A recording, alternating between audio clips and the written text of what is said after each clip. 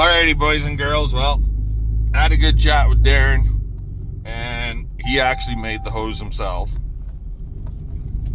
And yeah, he realizes what he did wrong. He's very apologetic. It sucks with the downtime. Luckily, we're not in the heat of a seeding season or haying season or something like that. So we're able to make this work for us. He fixed us up, got us up and running. Well, got me a new hose, so I just got to go home and put it on. Wipe all the oil off best I can for now. I was going to give the tractor a bath, but I'm going to wait. They're calling for a bunch of rain and shit like that. Actually, rain tonight, 90% chance, and then turning to snow overnight, like 2-3 o'clock in the morning, something like that, and snow all day tomorrow. How much we're actually supposed to get, I don't know, but I want to make sure that the tractor is up and running for tomorrow in case we get a ton of snow. It's April, so anything can happen. Anyway, oh my god. Sorry guys, I'll let you go and we'll catch y'all later. Alrighty guys, well, the hose is back in him, so we're gonna go, and I got like a bucket load and a half, maybe 2 cut feed, and I'm gonna get it in the bunk.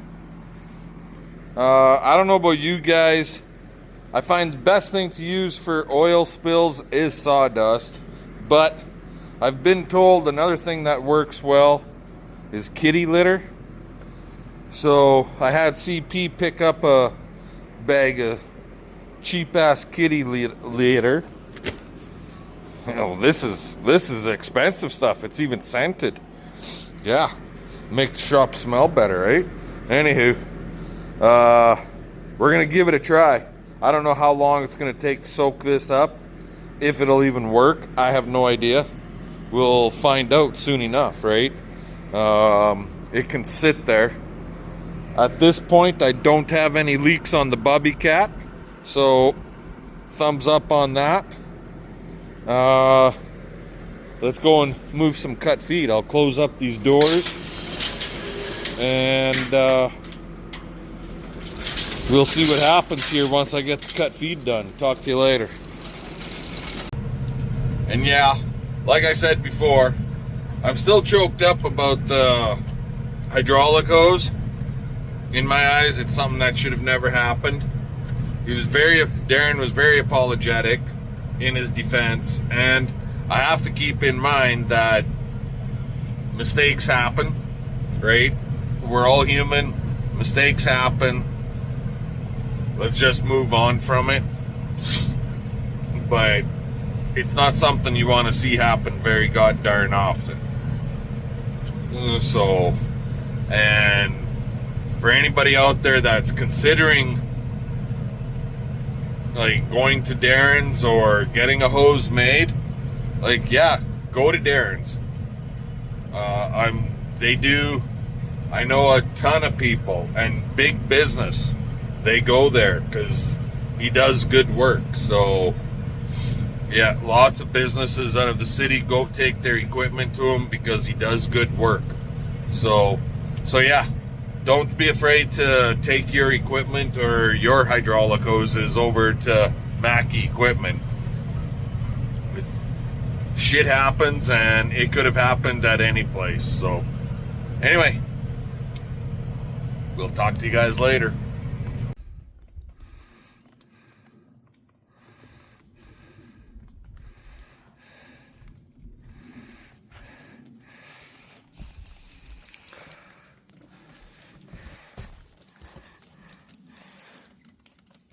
Right here on the deck, it's about 3 inches. Yeah, winter's back. I was up at 4 o'clock and it was snowing. Everything was white then, and it hasn't let up at all. Anyway, I want to shovel this off. We got a little hint of feeding to do, and then we'll be in the shop for a little bit with the Bobcat. So I'll bring you guys back later. Alrighty guys, well, I unrolled part of a bale for this group of cows. There's 21 out here. And then I put the other part of the bale, 3/4 of it got unrolled. And then I put the rest of it inside that feed bunk, and I just shredded out some straw. That way they got something dry to lay on. They're not going to be laying down right away, but it's better than being right on top of the snowbank for these babies. And all of these babies are starting to eat pretty good now.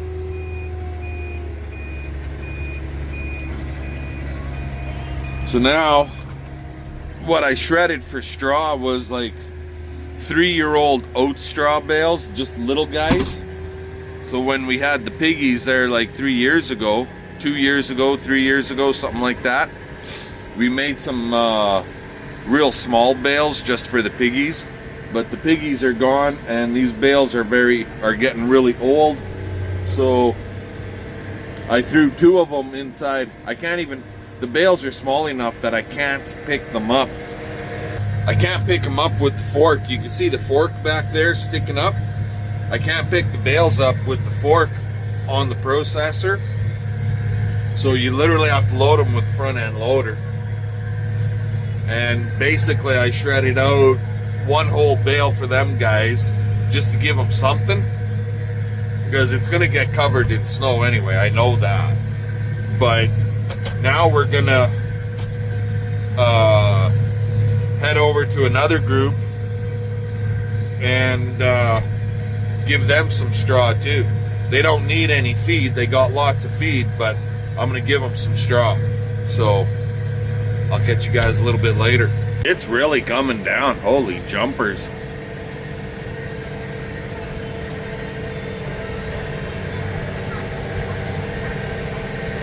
And I'd like to say that the reason it looks so hazy is because of fog, but it's not.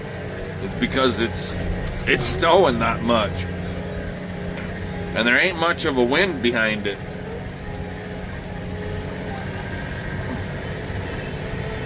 Yep, this is really gonna make things a mucky mess around the yards now. Anyway, it'll be damn good for my triticale. Lots of moisture. The slow release moisture, right?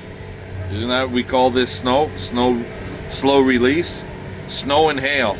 Slow release moisture. I didn't quite have enough straw on board for what I wanted to do, so we're gonna grab another bale. I'll just grab barley bale that we made last year, a smaller one, and we'll run that out there, and then we'll be good to go for today. Let's get her done. There we go. They'll really like this bed a lot better. Those babies will enjoy that fresh, dry straw. Whoa, whoa, whoa, whoa, what are you doing? Let's run the other way.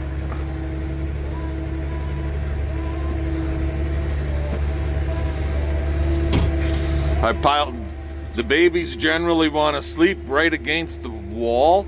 That's why I piled it a little heavier up against the wall here, or the windbreak. So, and I moved this side in to cut the wind a little harder. And all we got to do is get through today. And tomorrow things start turning around again. And I can't remember if this is, I think this could be our 3rd snow since the Crow. But if y'all want to believe all that old wives folklore. Anyway, I gotta close this gate, so I'll let you guys go. We'll talk to y'all later.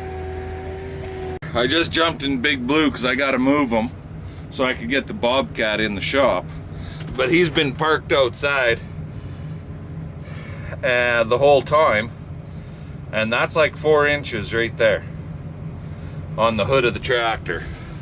So we could be in for a doozer.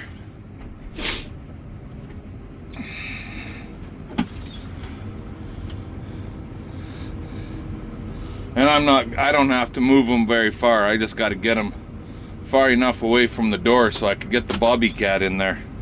That ought to work. Alrighty.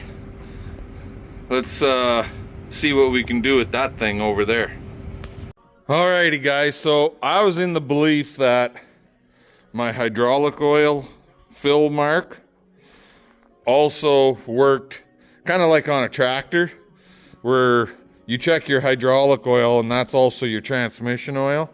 So I thought it was the same thing for this thing, but apparently it's not.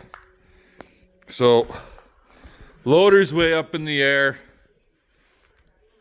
My safety is in. I did not drop it down to the safety, but if it comes down, it's gonna hit the safety. So on this particular machine, there's two ways of doing this. You can check it here or inside.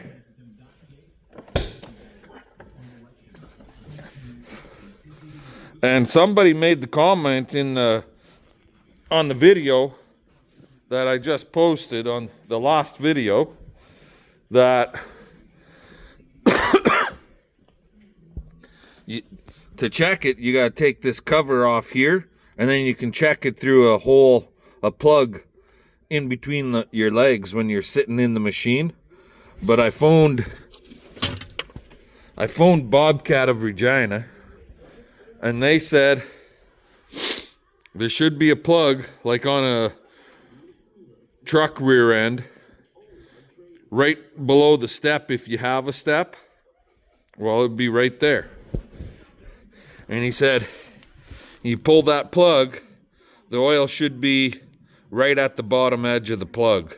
He said if a bunch of oil comes out, and it is still hydraulic oil that goes in here, but he said if a shitload of oil comes out, then you've got seals that are shot in between your hydraulic, I don't know how you explain it, but in between like the hydraulic tank and the case or chain case tank. So this is where we're at. We'll check this sucker. Close this door so I don't crack my friggin' brain. Pull the plug, and yeah, I've never had this plug out, so I have no idea what this is gonna be like. But anywho,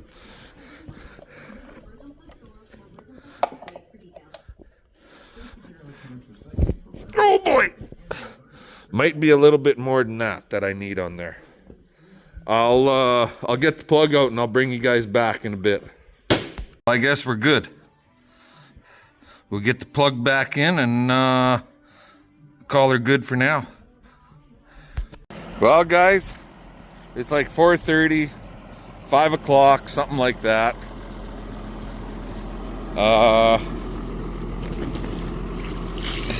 That's handy.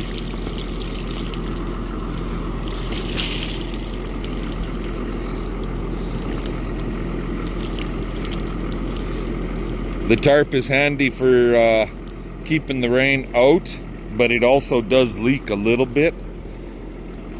Anyways, I don't know if you can see that. Yeah, you can see it. It's still snowing. It hasn't stopped. Like a lot of the snow this afternoon has melted, but I'm gonna say we've had 6 inches plus of snow, and it's still coming down, and I don't know when it's gonna stop. This is crazy. But I'll be honest, I'm not overly surprised, because this is April and we should be used to this, because this is what I've seen in this country for as long as I've lived here. We always get at least one really good snow dump in April.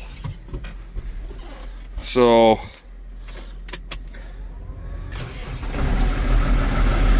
And this stuff is heavy and it's wet.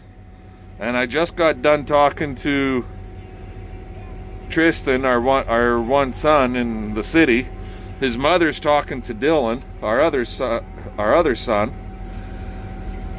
So, and they both live in Regina, which is literally like 35 minutes from my house. And there's no snow in Regina. They're not getting this. They had rain all day, but they never had no snow. Which is worse? Which would be better? Well, this, when it's, at least with rain, when it stops raining, it's done, right? But with snow, when it stops snowing, that doesn't mean it's done. That just means it stopped snowing. Now you still got to deal with the aftermath. And the aftermath of this stuff, pending temperature, can last for a week or longer. Like, it was dry enough to the point where we could almost walk around the corrals, the outside edges of the corrals, and get into the shelters without rubber boots on. Well, that's not the case anymore.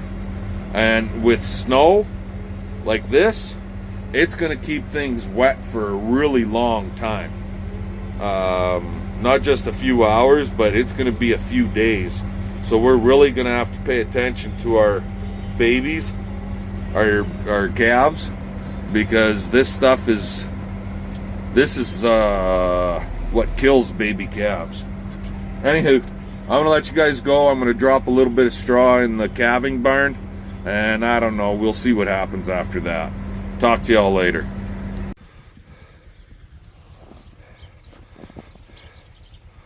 Hey, you little shit.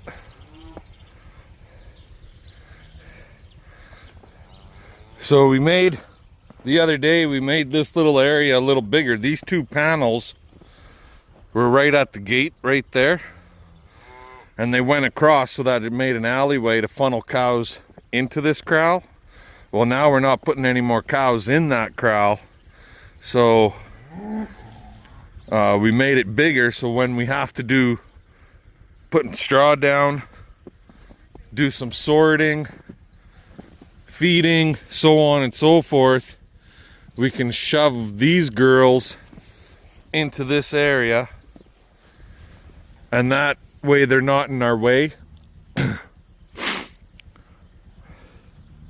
Moved the feeder to here versus over there. Put a windbreak there because we weren't really using that one. And that really helps out. And now we've got everybody bedded down inside the calf shelters and outside.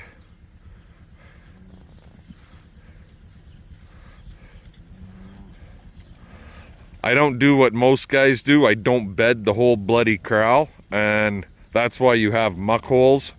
If you look around to lots of these guys, they bed the whole corral. Well, that manure holds the moisture, and you can walk on it, and the cows can walk on it, and you don't really notice in the videos how mucky it really is because it's all covered up. But here, I just bed the areas that I want the bedding to be, like the high ground. I don't bed the low ground. That way there's no risk of a calf laying down in the low ground in the real wet, sloppy stuff.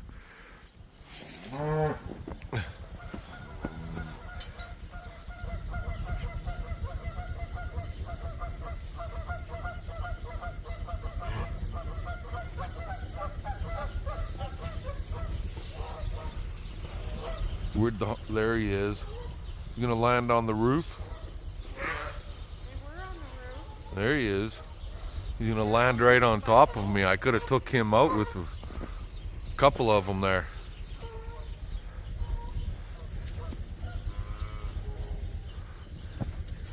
Okay. Happy calves. Happy. This way? Yeah, I gotta come this way. I'm gonna grab a straw bale. I'll throw it in the shredder, and I'm gonna go. We gotta do those guys over there. That's your ass. What? Are you coming through the gate? No, I'll crawl over top. Later.